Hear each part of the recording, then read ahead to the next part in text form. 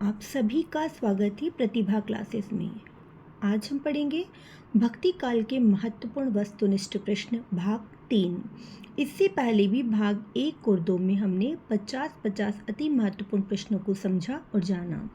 आइए जान लेते हैं।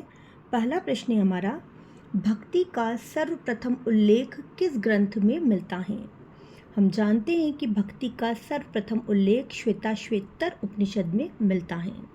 नेक्स्ट है, ईस्वी सन में कितने वर्ष जोड़ने पर विक्रमी संवत बनता है?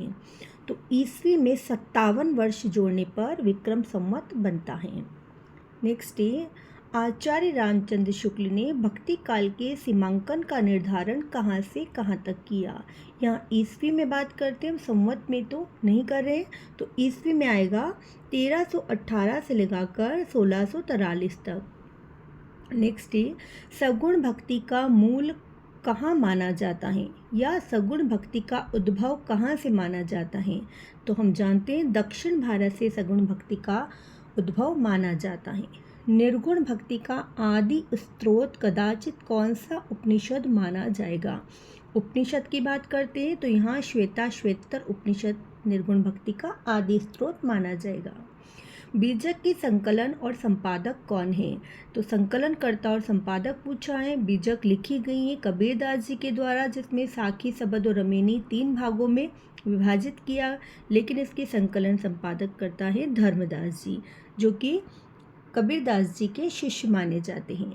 बरवे नाई का भेद ग्रंथ के रचिता कौन है? तो उनके रचिता है रहीमदास जी। मोह मुद्गर के रचनाकार कौन है? शंकराचार्य जी की प्रमुख रचना मानी जाती है और ये अभी की प्रतियोगी परीक्षाओं में पूछा गया था। सुंदर विलास किसकी रचना है? जानते सुंदरदास जी की रचना है। आशा दीवार किसकी रचना है? तो आशा दीवार और सोहिला मानी जाती हैं गुरु नानक देव की। हरडे बाणी की रचिता हरडे बाणी किसकी रचनाओं का संग्रह माना जाता है? तो दादू दयाल की रचनाओं का। रज्जब किसके शिष्य माने जाते? तो दादू दयाल के प्रमुख शिष्य। रज्जब ने दादुओं की रचनाओं का संपादन किस नाम से किया? तो उन्होंने अंगवधु नाम से किया। नेक्स्ट है, निर्गुण संत कवियों में सर्वाधिक सुशिक्षित और शास्त्राज्ञ संत कौन थे? तो सुंदरदास जी माने जाते हैं।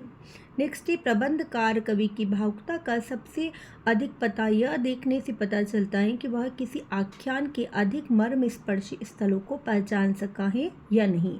यह उक्ति किसने दी है? तो आचार्य शुक्ल ने। हिंदी साहित्य में सर्वाधिक जो उक्तियाँ पूछी जाती हैं, कथन पूछे जाते हैं, तो आचार्य शुक्ल और हजारी प्रसाद द्विवेदी के द्वारा ही दिए गए पूछे जाते हैं। नेक्स्ट है, गोरख जगायो जोग भक्ति भगायो लोग पंक्ति किस कवि की है? तो तुलसीदास जी की है। द्वैतवाद के संपादक कौन है? तो मध्यमाचार्य जी। अद्वैतवाद के संपादक कौन है? अद्वैतवाद हम जानते हैं शंकराचार्य जी। कबीर तथा अन्य निर्गुणपंथी संतों के द्वारा अंतर साधना में रागात्मक भक्ति और ज्ञान का योग हुआ, पर कर्म की दिशा वही रही जो नाथ पंथियों की थी। यह कथन किसने दिया है? देखिए फिर से कथन पूछा है और आचार्य शुक्ल का। नामदेव की भक्ति किस प्रकार की मानी जाती है? नामदेव की भक्ति सगुण और निर्गुण, पहले वे सगुण भक्त थे, बाद में निर्गुण भक्त हुए। अहिंसावाद और प्रपत्तिवाद किस संप्रदाय की देन मानी जाती है? तो वैष्णव संप्रदाय की देन मानी जाती है। झिलमिल झगड़ा झूलते बाकी रही न काहूँ, गोरख अटके कालपुर कौन कहावे साहूँ। ये पंक्ति के रचिता कौन है? तो कबीरदास जी माने जाते हैं।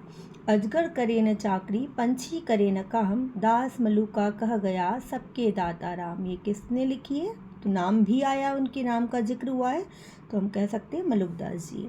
रामावत संप्रदाय के प्रवर्तन करता कौन है? तो रामावत संप्रदाय के रामानंद माने जाते हैं।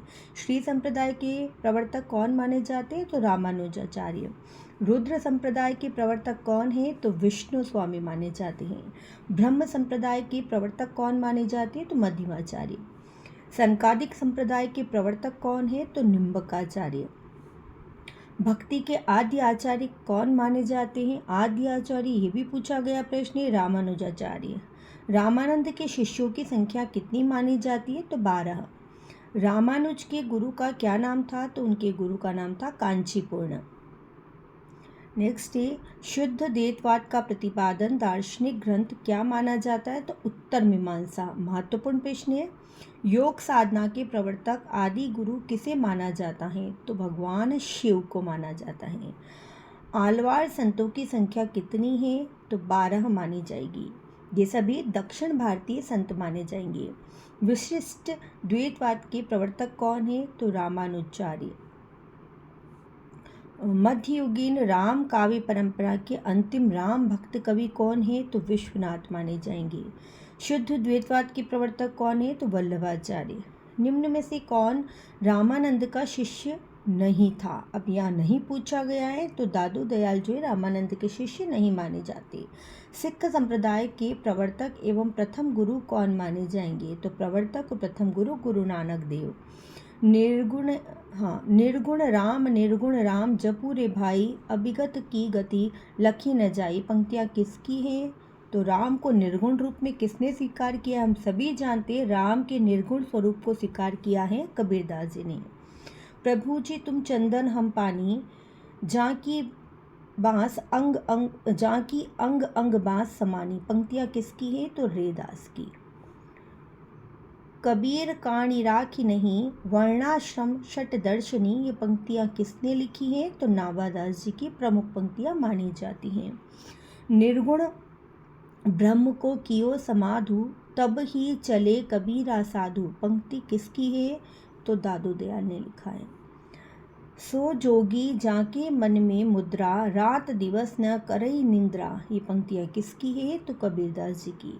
ये सभी महत्वपूर्ण पंक्तियों को हमने यहाँ लिया है, जो कि अलग अलग प्रतियोगी परीक्षाओं में पूछी गई हैं। अपना मस्तक काट के वीर हुआ कबीर, इन पंक्तियों के रचिता कौन है? तो दादू दयाल। किस संत कवि ने के पद निर्गुण वाणी के नाम से भी प्रसिद्ध हुए हैं? तो कबीरदास जी के पद। रेदास के पद किस नाम से है? तो रेदास की वाणी नाम से इनके पद संकलित हैं। मीमांसा दर्शन के प्रवर्तक कौन है? महत्वपूर्ण प्रश्न है, जैमिनी। सांख्य दर्शन के प्रवर्तक कौन है? तो कपिल मुनि माने जाते हैं। योग दर्शन के प्रवर्तक कौन है? तो पतंजलि या पंतजलि कहते हैं। तो निश्चित रूप से आपको ये वीडियो पसंद आया होगा। पसंद आया तो इसे लाइक शेयर ज़रूर करना, और ऐसे ही यदि आप सब्सक्राइब करते रहेंगे, जिससे कि हम मोटिवेट होते हैं और आपके लिए अच्छे अच्छे वीडियो लेकर आते रहेंगे। धन्यवाद।